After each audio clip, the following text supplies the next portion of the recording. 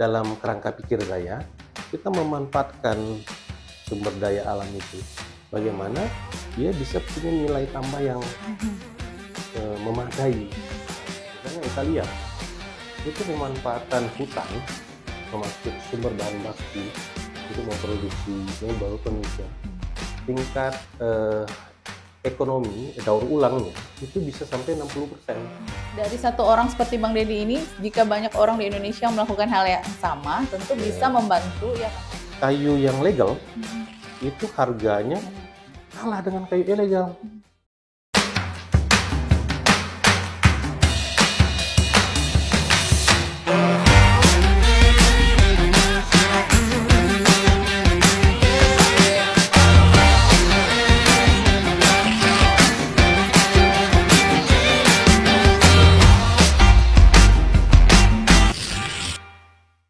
Assalamualaikum warahmatullahi wabarakatuh. Halo sahabat Insight, ketemu lagi bersama saya Dina Prihatini Wardoyo di Insight Talk pada pertengahan Juli 2024. Sahabat Insight, kali ini tema yang akan kita bahas di 30 menitan ke depan, jangan kemana-mana karena akan membahas terkait dengan mebel. Nah, ini untuk ibu-ibu, emak-emak, para gadis, dan juga semua yang senang dengan mebel. Kita akan membahas apa itu mebel dan sebagainya, bagaimana kualitasnya dan sebagainya. Sudah hadir bersama saya di studio Bang Deddy Armayadi. Langsung aja kita sapa. Halo Bang, apa kabar? Alhamdulillah sehat. Alhamdulillah sehat. Alhamdulillah sehat. Bang Deddy ini sahabat Insight yang memiliki mebel ya Bang, bos mebel lah ya bisa kita bilang. Ya. Dari Berkah Bintangor. Nah, ini nanti sahabat Insight bisa langsung mendengarkan apa-apa aja nanti ilmu yang kita dapat dari Bang Deddy. Bang Deddy, mungkin saya ingin bertanya terkait dengan mebel ini, Bang. Kadang orang bisa taunya tuh mebel atau furniture. Itu sebenarnya ada perbedaannya atau sama atau gimana, Bang? Boleh dijelasin dulu. Oh iya, kalau mebel itu kan kalau di kehutanan dia industri lanjutan. Mebel bisa dari bahan baku kayu dan non kayu. Nah, kalau di Berkah Bintangor itu bahan bakunya kayu, yang didominasi oleh kayu lah.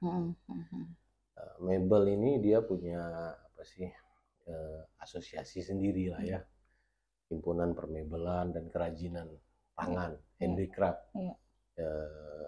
Di dunia permebelan, di antara produknya itu furniture, meja, kursi, lemari, dan lain sebagainya. Nah, kalau di Berkah Bintangor itu produksi utamanya adalah produk-produk lanjutan dari industri primer kehutanan. Industri primer kehutanan itu sawmill atau industri penggergajian kayu. Produknya papan, reng, kasau, balok yang biasa kita gunakan untuk rumah. Itu produk sawmill. Dari sawmill dibawa ke mebel, industri lanjutannya. Nah, itulah dibuat berbagai macam produk. Di Berkah Bintangor dibuatkan pintu, kusen, jendela, sebagai bahan bangunan lah ya. Salah satu jenisnya itu ya Bang ya. Di sisi lain kita juga menyiapkan produk-produk furniture, lemari, kursi, termasuk juga untuk produk-produk interior. Kita juga membuat kitchen set, meja partisi kantor, dan produk-produk lainnya. Kalau saya data yang saya terima ini Bang Deddy ini adalah mantan aktivis lingkungan, pernah jadi konsultan perusahaan perkebunan juga, jadi nggak jauh-jauh mungkin kemudian mengambil usaha ini tuh gimana Bang? Apakah karena sebelumnya karena lingkungan kemudian mengambil kayu ini kan gimana Bang? Mungkin ada apa sejarahnya gitu bisa diceritain? Ya, saya kan S1-nya industri pula. S1-nya itu di Fakultas Kehutanan Unpad. Ya. Kehutanan kan. Kemudian di S1 itu saya kan termasuk juga aktivis lah. Ya. Kemudian masuk juga lembaga pers mahasiswa penulis. Nah, berangkat dari situ kan saya dulu kerja di NGO.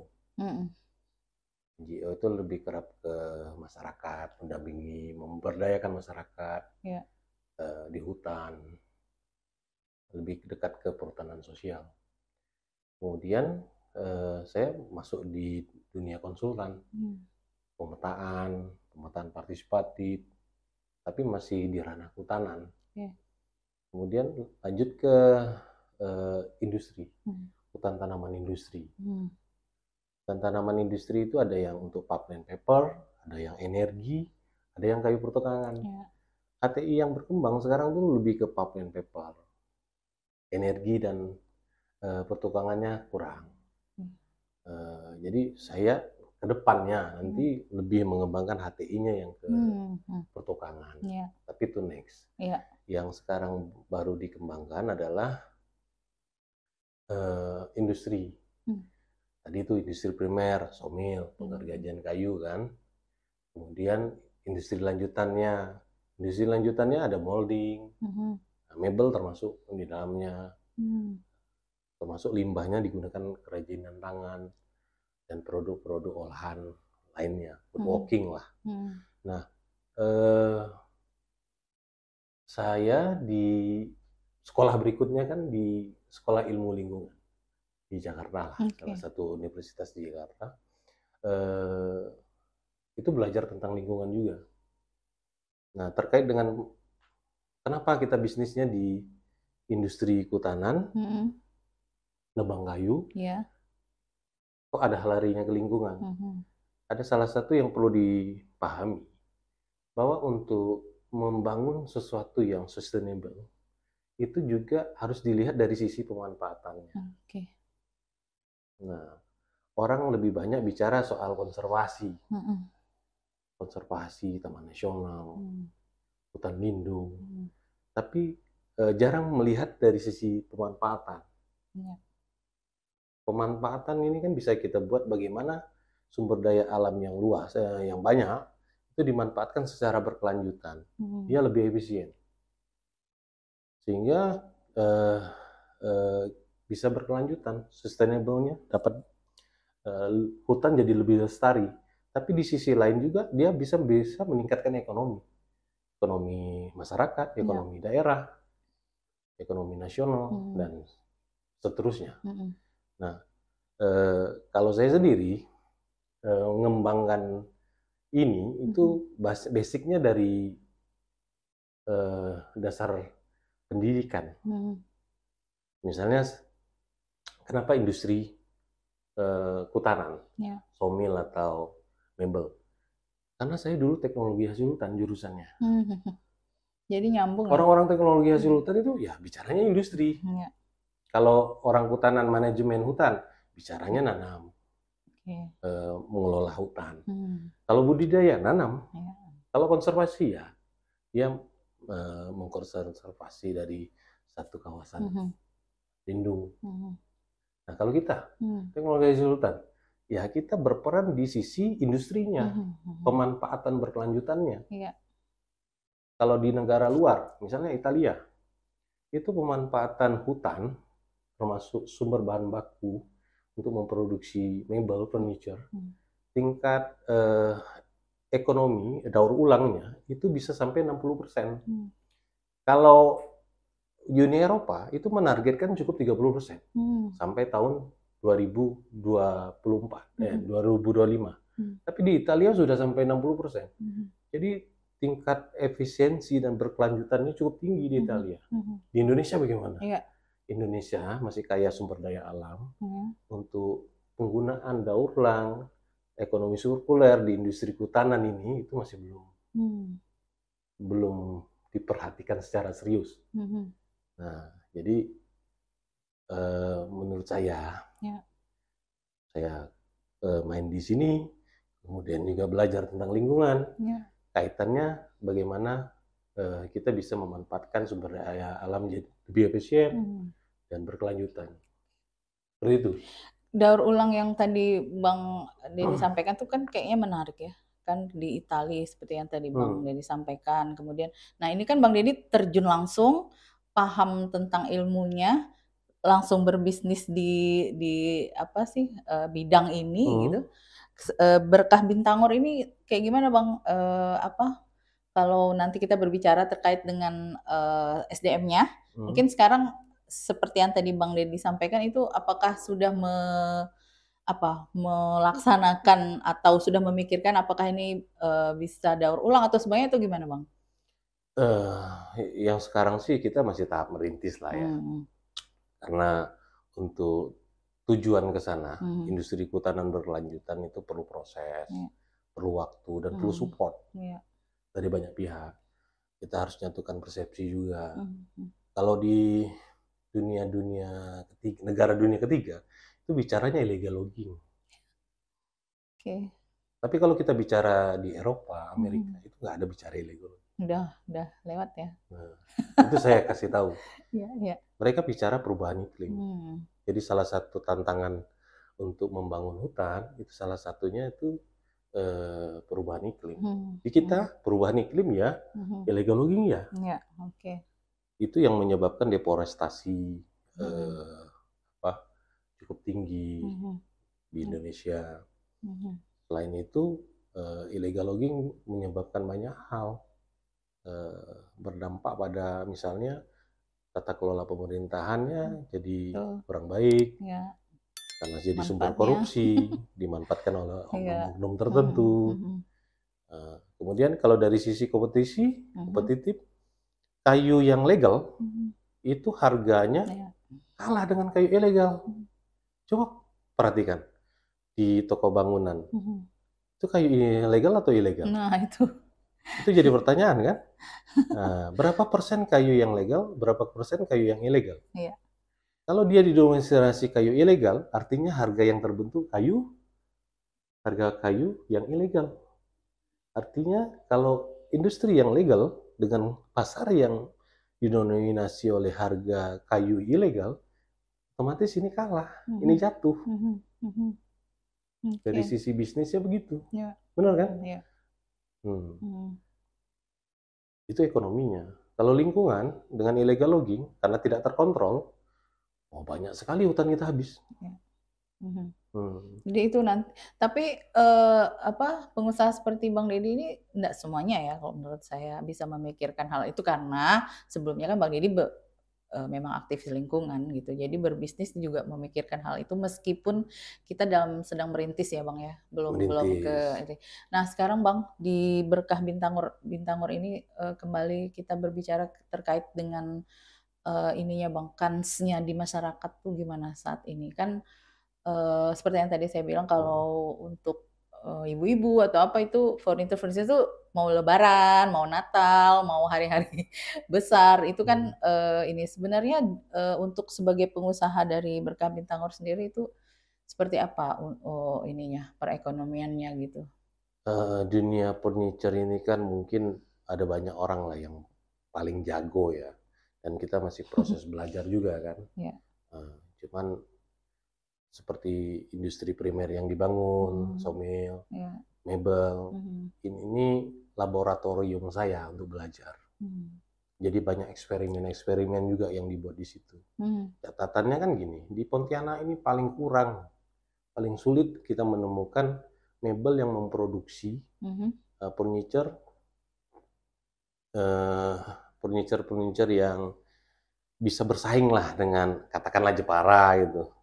Produk-produk Jepara kan banyak yang sudah terkenal ya. Iya, banyak terdistribusi di mana-mana ya. Mebel kita terbatas. Dan yang produksi furniture juga terbatas. Jadi kita mau memulai bagaimana kita rintis usaha yang dia memproduksi furniture, ya paling tidak bisalah bersaing dengan produk-produk dari Jawa, dari luar negeri gitu kan. Dengan lebih banyak saya itu bereksperimen. Seperti apa Bang? Misalnya pintu biasanya kan orang banyak jual mentah. Pintu bengkirai, teladan, meranti kan mentah aja. Betul nggak? Nah, kalau saya bikin pintu desain sendiri, kemudian ditambah dengan list gold, silver, di finishing secantik mungkin, kemudian itu dilempar ke pasaran.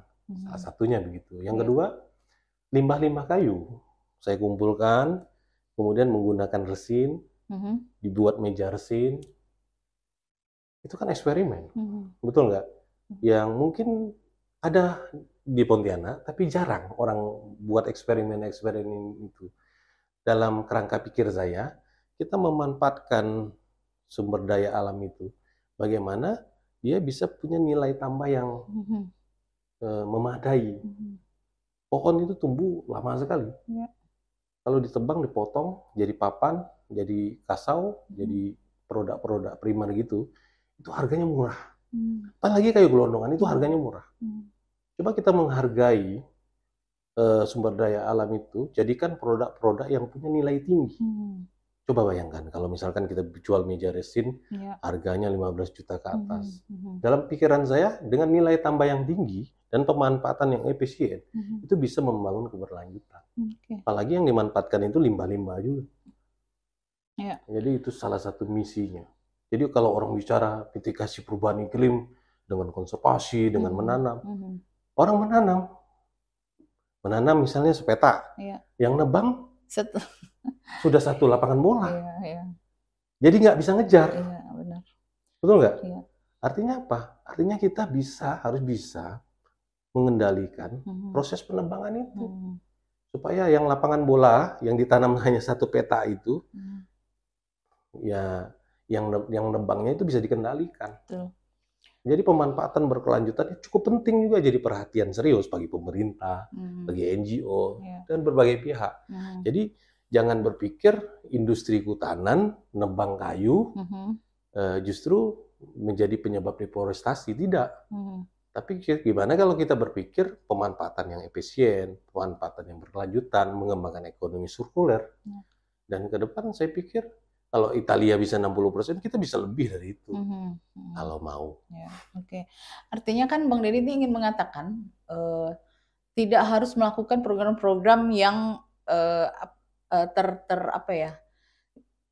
dari satu orang seperti Bang Deddy ini, jika banyak orang di Indonesia melakukan hal yang sama, tentu bisa membantu, ya kan Bang? Tidak hanya menanam seperti yang tadi Bang Deddy sampaikan. Menanam gitu perlu. Tetapi salah satu kegiatan yang bisa mensupport, mendukung lingkungan, itu pemanfaatan berkelanjutan. Dan hal yang bermanfaat dari yang tadi Bang Deddy sampaikan hingga sampai bisa 15 juta itu kan bisnis yang sangat nilai tambah yang tinggi. Kan kalau sekarang ini kan kalau untuk yang produk-produk kayu gelondongan, kayu log, kayu bulat, teman-teman bilang itu kan kayunya turun, karena pasarnya sekarang lagi turun. Itu sebenarnya bisa dimanfaatkan untuk produk-produk yang punya nilai tinggi.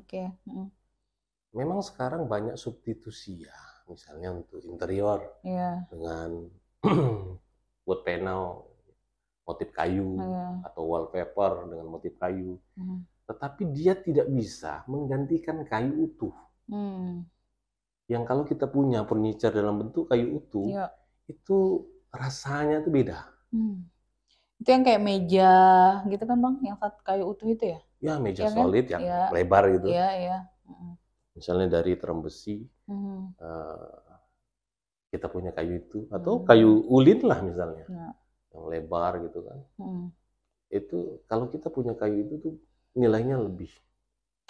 Itu prospeknya ya Bang. Kalau untuk masyarakat yang tadi Bang Deddy sampaikan kan misalnya sudah membuat beberapa pintu, kemudian desain, artinya lebih bermanfaat lah untuk masyarakat dibanding dengan beberapa mebel-mebel yang lain mungkin.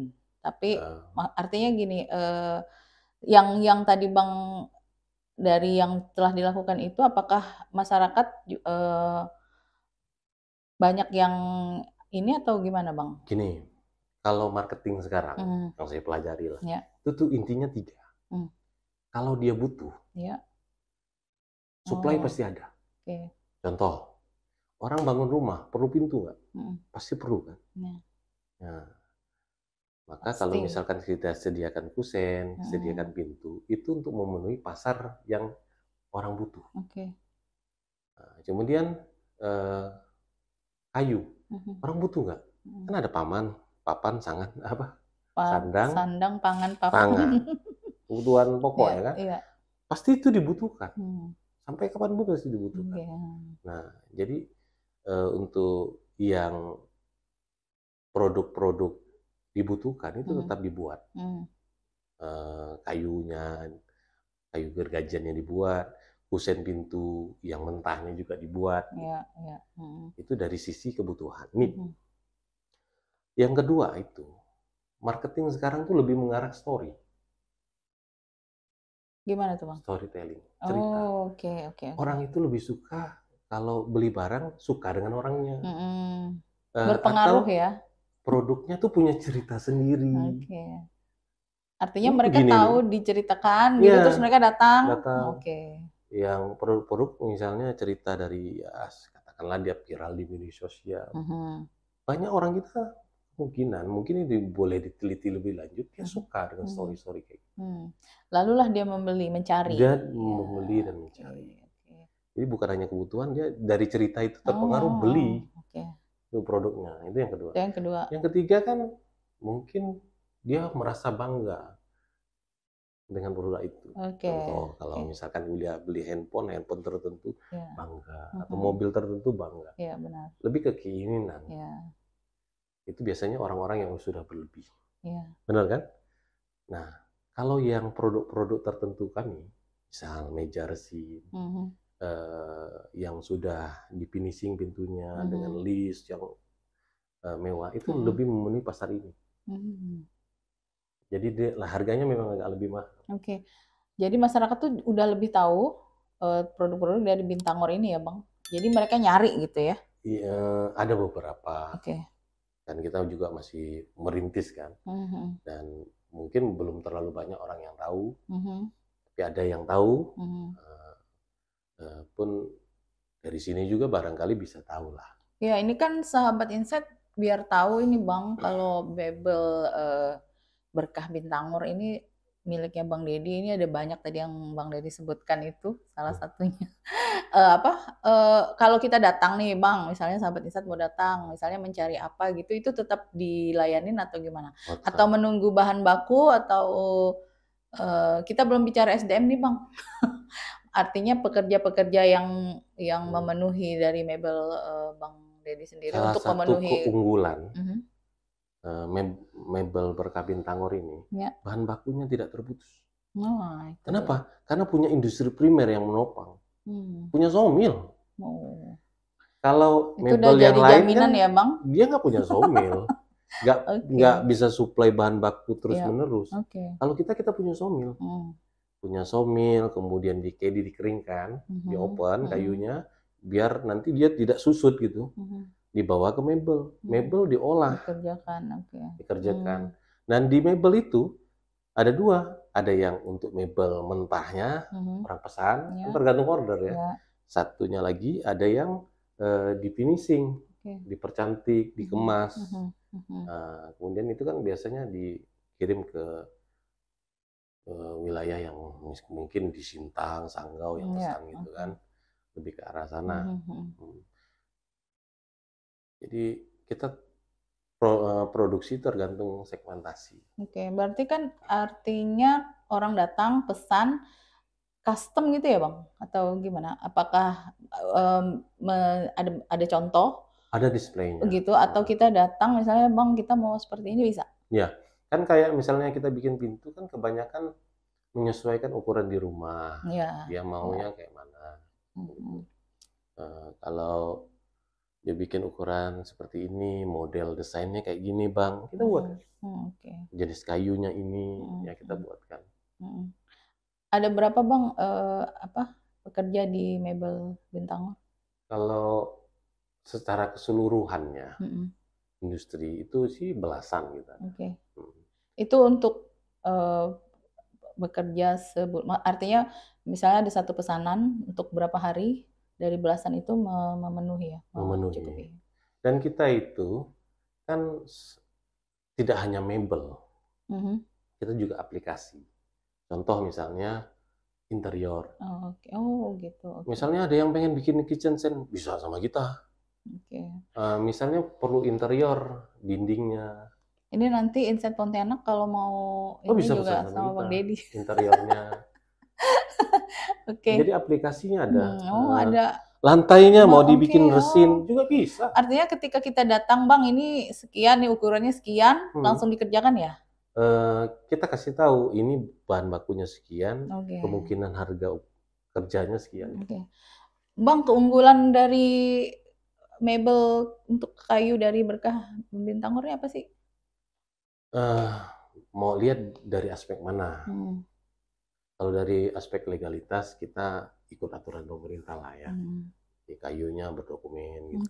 Kita berupayalah untuk arah ke sana. Kemudian yang kedua, kayunya itu kita minta yang lebih, kalau biasanya pintu itu kan mudah renggang ya. Iya benar. Kalau di tempat kita open, kan bisa dikeringkan menggunakan open kedi atau kering angin, biasanya jemur dengan matahari. Nah kita pakai open. Jadi untuk susutnya itu sulit lagi karena kan kadar airnya sudah misalnya sampai 12-13 yang tidak mudah susut lagi gitu. Itu memberi jaminan atau gimana dong? Artinya kan ketika kita memilih kan kita kadang kan kalau orang nggak tahu, tapi kalau di rumah saya ada beberapa pintu yang tadi abang sebutkan kan dia tiba-tiba ya, itu apakah kita kasih garansi. Wow, keren. Berapa lama tuh Bang dari beli sampai kebuka? Ya itu kan terlalu lama ya. Ya artinya kan orang lebih kalau ke mebelnya Bang Deddy di Berkah Bintangor nih ada hal-hal yang lebih lah ya. Kemudian soal harga kita diskusi. Oh gitu. Secara kekeluargaan. Itu baru tahu tuh. Jadi diskusi secara kekeluargaan. Jadi harga itu bisa tinggi, bisa rendah. Oh gitu. Ya kalau candaan saya sih harga itu tergantung wajah, tampangnya. Jadi kalau Bang Deddy bilang sekian dia nggak protes berarti oke gitu ya. Tapi kalau misalnya kayak Dina kan, Bang Deddy ini minta diskon gitu bisa ya? Ya biasanya emak-emak itu repot. Wah, nah itu. Iya oke. Kalau emak-emak kan biasanya Bang bisa kurang nggak? Oh bisa sih kan. Oh artinya Bang Deddy juga memikirkan ininya ya, customernya ya? Ya kita win-win solution lah ya. Diskusi secara kekeluargaan lah. Oh ini baru loh Bang kayaknya, karena kan biasanya kan kalau kita ke mebel atau apa ini sudah net, ini gini gitu ya kan, artinya jadi kita tahu bahwa ini sekian. Kalau di tempat Bang Deddy nih di Berkah Bintangor nih enggak loh sahabat Insight. Bisa di ini. Di jalan mana Bang? Bisa dikasih tahu sama sahabat Insight nih tempat Berkah Bintangornya? Dia di Jalan Pemda. Di Jalan Pemda. Kompleks Ruko Sultan Menser nomor R2. Kalau mau coba mudah ingatnya itu dia Simpang Jalan Amanah. Oke, Simpang Jalan Amanah kan Jalan Pemda. Nggak jauh dari Jalan Amanah itu kita bisa lihat tuh ada Pelang Berkah Bintangor. Oke, Berkah gudang yang dari kayu lah gudangnya itu. Itulah. Buka dari jam? Buka dari jam 8. Tutupnya formalnya jam 5, tapi bisa sampai malam juga. Tergantung dari ininya ya. Bang, kita udah di sesi akhir.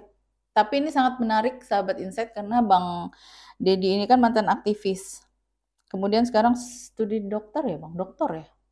Jadi apa yang tadi disampaikan itu 4 SKS kayaknya. Nanti kita akan lanjut mungkin di sesi yang selanjutnya Bang bersama Bang Deddy. Tapi ini karena kita berbicara terkait dengan Berkah Bintangor.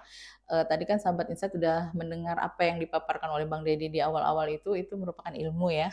Terutama yang para ibu-ibu dan sahabat Insight yang ingin punya mebel baru ya Bang di rumah dengan kayu, bahan dasar kayu itu bisa langsung ke Bang Deddy. Bang bisa disampaikan mungkin ke masyarakat, ke sahabat Insight terkait dengan Berkah Bintangor, terkait dengan mebel yang Bang Deddy geluti saat ini. Berkah Bintangor ini kehidupan. Ya, dia naik turun. Kadang-kadang banyak untung. Kadang-kadang juga banyak ruginya. Dan kehidupan. Di dalam bisnis ini lebih banyak memberikan pelajaran-pelajaran bagaimana berkehidupan. Satu itu. Yang kedua, hal yang paling menarik itu bagaimana kita terus berinovasi, belajar, membuat produk furniture atau produk-produk hasil hutan kayu yang punya nilai jual tinggi dan berkompetisi dengan ya orang kompetitor-kompetitor yang lain. Dan jadi kebahagiaan sendiri kalau produk yang kita buat itu diapresiasi oleh masyarakat. Masyarakat membeli dan masyarakat bisa bahagia dengan produk yang dihasilkan gitu kan. Kalau misalnya masang pintunya nggak renggang aja udah suka gitu. Iya, benar. Ya kan kadang-kadang banyak juga emak-emak komplain dengan kita ya. Terkait dengan kualitas. Tapi itu ini ya Bang, apa? Kalau mereka nyampaikan komplain-komplain itu Bang Dedi ya kita respon. Dan lebih intinya karena kita ini perusahaan UMKM ya. Lebih banyak kekeluargaannya. Jadi diskusi kekeluargaan. Kalau misalnya ada permasalahan di pintu, perbaiki. Kan kita tidak sempurna juga ya. Dan saya sih menganggap juga bahwa kita harus mengapresiasi ketidaksempurnaan. Bahwa ketidaksempurnaan itu anugerah. Bagi saya.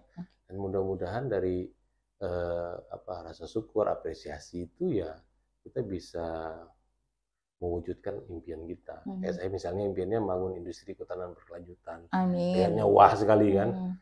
Tapi kan ini udah menjadi proses dari sudah mempunyai sawmill, kemudian mebel yang insya Allah akan sesuai dengan ya kan. Proses kan rintis, proses meskipun proses baru merintis, belajar gitu ya. Dan mudah-mudahan bisa mewujudkannya. Amin. Apalagi kawan-kawan yang lain mendukung. Insya Allah kita dukung Bang. Oke Bang Dedi, terima kasih banyak. Saya juga terima kasih banyak sama Insight Pontianak. Insya Allah kita lanjut lagi ya Bang di sesi selanjutnya. Ini sangat menarik, sahabat Insight. Saya yakin ini nggak cuma sekedar mebel, tapi Bang Dedi tuh memberikan banyak ilmu.